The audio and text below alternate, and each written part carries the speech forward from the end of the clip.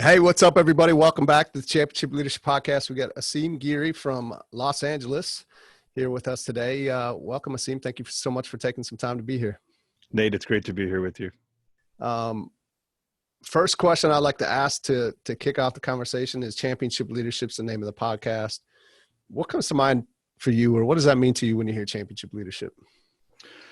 For starters, great name. I really do love it. So I'm actually a big soccer fan. I follow the European leagues. Okay. And when I first saw the name of your podcast, I thought of Champions League. If you're familiar with it, it's basically, so as you know, the top 3 to 4 teams in each country face each other the following year in the Champions League. So kind of determine who's the kings of Europe. Mm-hmm. And so that sense of it being elite, are like the best leaders among the leaders, is what comes to mind with the name of your podcast. Yeah, absolutely. Yeah, I love that. Maybe you could just tell us a little bit more about yourself for the listeners and who you are. What's the path that you've been on in life, and and take us to today and what you're up to today. Happily, Nate. It's been a bit windy. Yeah. So I was actually born in Germany to parents of Indian origin. And when I was young, we migrated to the States, came to the East Coast, kind of like a 90-minute drive to New York and the various places we lived. So that was a bit of the epicenter. Yeah. So it was like Central Jersey. And then I did high school in Bethlehem, Pennsylvania, college in Philadelphia. From there, lived in New York itself, kind of started a very traditional path to my career. I did investment banking on Wall Street with a firm called Solomon Brothers back in the day. It doesn't exist anymore. It's a part of Citigroup lore. And then moved into private equity, which was kind of a career goal of mine at that time. Came out to California. The fund I joined when I moved to LA, I worked my way up to partner, grew that office from 2 professionals to 12 or 13. But I always had this entrepreneurial spirit. And so I left to launch my own fund, which took a lot of effort, a lot of time fundraising. I spent like a year and a half doing that. And you do it with this mentality of you're going to raise a number of funds. I was 28 at the time, and I'm like, okay, by the time I'm 45, I'll have 7 funds and like over $1 billion under management. And the first one was 125. Launched that, had 3 portfolio companies, and then life threw me a curveball. My son, who's now 12, when he was 2.5, he was diagnosed with a rare blood disease called severe aplastic anemia. And Nate, it was the clearest decision I ever made. I basically dropped everything I was doing, and I focused on him. Mm-hmm. So I had 3 portfolio companies at the time. I sold 2, shuttered the 3rd, and gave all my attention to my son. I figured can always manage money later, but I got one shot at saving my boy. And so thankfully, he's cured. He's still with us, which is a miracle. We went through 2 bone marrow transplants to get him there. One of them was in Los Angeles. The other, we had to relocate to DC for 9 months in order to do it at the National Institutes of Health. The fact that he's cured is the most amazing thing. And at the same time, Nate, I lost my mom to lung cancer. So health and wellness became really meaningful to me. I didn't want to go back to running a fund. It always sounds very glamorous, but you have a boss. Your boss are your investors. Yeah. And you basically are in service of them. So I became an entrepreneur, started basically 3 health and wellness companies, founded and sold them. It was a great experience. Got really interested. I actually have had a lifelong passion for art, but it was really after the sale of those companies that I got more actively involved. And so I'm involved with some art startups, art businesses, as well as, in addition to being a passionate collector. But wellness is still very interesting for me. And I also am a big fan of sharing stories of people's journeys. And so I myself have a podcast as well, where I like to share about people's stories and what brought them to where they are. So I appreciate the opportunity to share mine. Yeah, absolutely. Well, tell me a little bit more. So 3 health and wellness companies, is that kind of sparked by the illness that your son had, and just realizing that importance? I know for me, like, that's a big, like, your physicality, your fitness, your health is number one in my mind, and it absolutely drives all the other areas of your life. Yeah, So I'm absolutely. I interested. valued life in a new way, Nate, at that Mhm. point. And so, yeah, I wanted to do something that was in service of that. Yeah. What types of companies were they? So the first company was it was a yoga mat business, and our innovation was using recycled rubber tires for Oh, yoga cool. mats. Yeah. And so I grew that business. That got sold. Realized that most of the money to be made in yoga is on the apparel side, and so I teamed up with Yeah. two founders who had started an apparel brand in Australia and then brought it to the U.S. So we grew that business. There was also a sale there. Then I had a skincare ingredients business, which I eventually sold as well. Okay. Okay. Great. And then into art. What's yeah, tell me about that. It's a lifelong passion Yeah. that didn't really have the time to get into it as much as I would have liked. But Are you an artistic guy, or do you just appreciate and love art? complete appreciator, much like Yeah. soccer. Yeah. Spectator is my favorite position. Yeah. Um, so, and same I with love it. art. I have Yeah. no artistic ability, but I appreciate it, and I love the conversations I get to have with artists and understanding their motivation, what brings them to the canvas. And those conversations just they go so well, Yeah. and I really enjoy it. So that sparks my passion for it. Okay. Yeah. Thank you. Who are some of the championship leaders that have impacted you in your life? And it's always less about like who they are, but more about what is it about them, the characteristics that they've had that have really stood out to you that you've probably also taken some of those to help mold who you are as a leader. Wow, that's a great question. Um, so much of it is their behavior towards others, and I think probably what impresses me the most is sacrificing for an idea or an ideal that is bigger than you yourself. That always moves me. And because there's so many examples of that, political leaders, military leaders, um, that really that come to mind. And also the respect and dignity that you afford another. Mm-hmm. Like in the instance of the first case, I think of Nelson Mandela, who had this great comment that when everything goes well, a true leader gives credit to his entire team. When everything goes badly, a good leader takes all the responsibility. Yeah. And Yeah. so again, Yeah. something bigger than you. And then I like to read a lot of history, and so I think of when Alexander the Great was doing his trek through the Middle East and Persia and was present day Afghanistan. He goes through the Hindu Kush and he gets to India, and he is battling this king in what is an area called Punjab. He defeats the king, and as the king's lying on the floor, Alexander the Great asks him, um, "What is it that you want?" And the king says, "To be treated like a king." And Alexander says to him, "That I will do for my own satisfaction."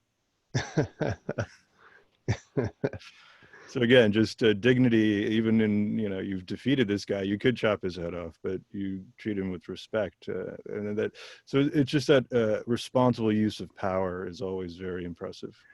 Yes. Yeah, absolutely. And yeah, I mean, if you're listening to this, depending on when, right, we're June of 2020, which has been an incredible year. And That's right. I think now more than ever, we need more leaders like that Yeah. to step up, to help, to unify, to keep us moving forward, to get out of these. It's just a lot being there's a lot being thrown at our leaders right now, and a lot of people have high expectations, sometimes a little bit unrealistic, maybe. Just like it's easy to say how someone should lead during certain times. It's another thing to be in that place and to try and figure it out, right? With what Yeah. we got going on in our world right now. So, but yeah, I mean, we always need great leaders are always needed, but more so in times of chaos, I guess you'd say. Yeah. Well What said. was someone said something about like Winston Churchill was made like if there wasn't a World War II, that like he would have maybe ended up working at Walmart or something like that, right? Like because he was made for that time and he That's stepped right. up and was able to show his greatness during that time. So Yeah. crises call for leadership because we Yeah. want someone to assure us that things will get better and that they're doing the right things. And so, yeah, it's sorely needed right now. Yeah. What's the vision? You've done a lot. You've been down many paths. What's the vision for you, or the impact that you want to make? Maybe even just in the short term future here. Maybe just even in the next 5 years. So, I feel very lucky that I can do stuff that I really like. I'm Yeah. fortunate that way. So, Absolutely. Right. I have another wellness project. A good friend of mine of 20 years approached me and said, "Let's do this." It's actually a virtual reality meditation experience. It's for all our Awesome. friends who say they would love to meditate, they just don't know how. Yeah. Yeah. And I'm Which like, is almost all of them, right? yes, exactly. Yeah. Like, got to find a solution. So now I can Yeah. just say, go to the movies, put this Yeah. headset, just submit to the experience. Yeah. That's a lot of fun. Okay. Um, Very cool. I really am finding a great deal of joy, Nate, in these podcast interviews, and it's in some ways it's the reward is that it's in the service of others and getting their story out there, and not only getting their story out there, but also the inspiration that it gives others, that they'll hear it and maybe feel like, oh, you know what, I think I can do that too. And especially in a time like now, I mean, I focus a lot on entrepreneurs, and there's a lot of stories of hardship and obstacles that they've overcome. And so when I think about the unemployment figures today, like maybe some of those should start their own businesses. Maybe there's a wave of possibility there, and they can control their own destiny somewhat. And as we know, it's very intimidating, very challenging to go do that. You're an Yeah. entrepreneur yourself, so you've lived Yeah. that. Right. So if there's some inspiration, that could be interesting. So I'm enjoying that space, seeing where it goes. Maybe there's more panels or webinars or in the future. Let's see. Yeah. Okay. Yeah. It isn't. It's again back to the times we're in. It's almost in a way an opportunity for many that to be able to go and make that leap that never would otherwise because of the safety or the security that they had. Yeah, And COVID has definitely, forced some to maybe have the opportunity if they can see the opportunity in this time to go do that. exactly. What this is a question, this is kind of my favorite question to ask, this critical moment or turning point. I know you most likely had a significant one that you've already talked about with your son. Um, but yeah, that had you not made the decision that you did, you would be in a very different place in your life. Is there another example that comes to mind for you that you could share? I think that it always gives power to people that are in those defining moments themselves to have the courage to go and take the direction that they really feel pulled to, but are having difficulty doing. Right? Yeah. Um, yeah, another such turning point happened very early for me. This is going to come as a big surprise, Nate, but when I went to college, my parents wanted me to become a physician. I No know way. it's shocking. Yes. Um, so I was really in that track, and I won this fellowship to go to Oxford for a few months, and where I just was doing straight research, and that was the Mm-hmm. kind of the big plan. And I hated every moment of it. Mm-hmm. And I was like, gosh, this is just not for me. And Mm-hmm. so coming back, telling my parents that I wasn't going to go into medicine, I was thinking about finance, was Yeah. very challenging. I And bet. I don't think we've ever really recovered from that rift. Although I did have a wonderful reconciliation with my mom, of course, before she passed. That's good. Um, but yeah, when you are staring at something that is just so obvious, but you're holding on to it, you're going counter to yourself. That's kind of the worst position to be in. So Yeah. it's very hard to live a life for someone else. Yes. You got to Yeah. live it for yourself. And if you're feeling that pull, you just got to, there's always uncertainty. What's that going to be like? Oh my God, what's going to happen to me? But if you're following what's inside you, then you'll figure it out. Yeah. Yeah. I love it. That's a great example because I think there are many that like deep down they know they wish they had the courage. They know what they would rather be doing, and they just for whatever reason, many are never able to pull that trigger, and that just ends in regret later on in life, and that's a big thing that I hope that I live a life to where I really have very little regret looking back. So That's the best life to live. Yeah. Yeah. It's the best favor we can do for ourselves. Yeah, absolutely. That's a great way of putting it for sure. But as we start to wrap this up, what if there were one or two things that you could share with the listeners that if they were to implement today, it would help them move their life forward today, what would those be? Wow, very good question. Um, I think forgive yourself. Don't Yeah. beat yourself up. If you've made mistakes or you find yourself in a place that you're unhappy with, don't go down this path of like, oh, I screwed it up. I'm not able to do anything. I'm not capable. Just forgive yourself and kind of try and march forward. Um, the other thing is don't discount your own health and Yeah. wellness. Yeah. It's we take it for granted. We push, and it'll catch up to you. And you know, the body will tell you through illness that you've pushed too hard, and that's too late. You want to Right. you want to address it much sooner. So you know, eat well, do the exercise, get sleep. I mean, this is a common theme, It's but huge. people Yeah. don't. I have enough friends of a sample set to see that not everyone's using that or Yeah. making those changes. Yeah. So that's what I would offer up. Yeah, yeah, no, it's perfect. On the health side, right? It's because it is such a like it's just an accumulation of a long period of time and not making the right choices. You don't see the effects right away, and then before until it's too late, right? So that's a tough one for people to. But I mean, it's like I guess all you have to do is look at older population, older family members, and take your cue from them because it is so important. But the other piece that you said is what was the first one again? To forgiveness, to be Forgiveness. kind to yourself.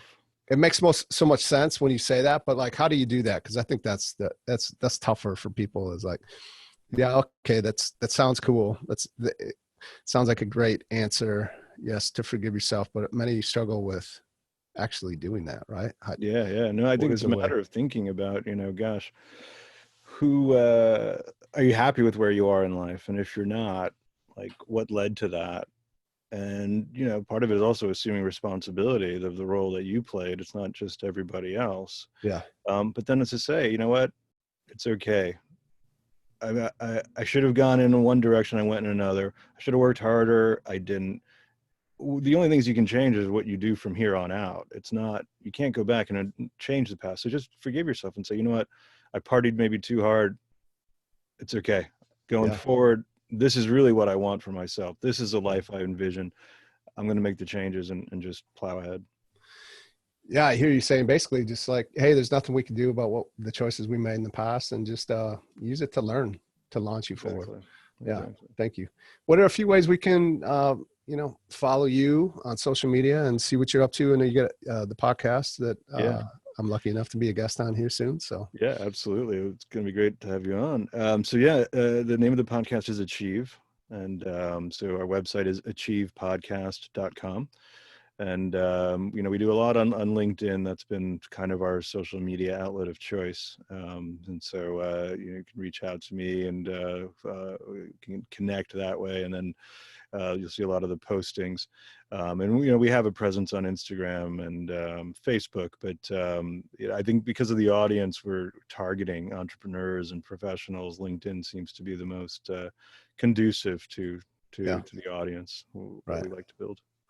I love it. Yeah, we'll definitely get that linked up and definitely give Aseem and Achieve podcast a listen. So I appreciate you taking some time out of your day to be here. It's been a very, very good, great conversation. I really enjoyed it, Nate. Thanks again for having me. You bet. All right.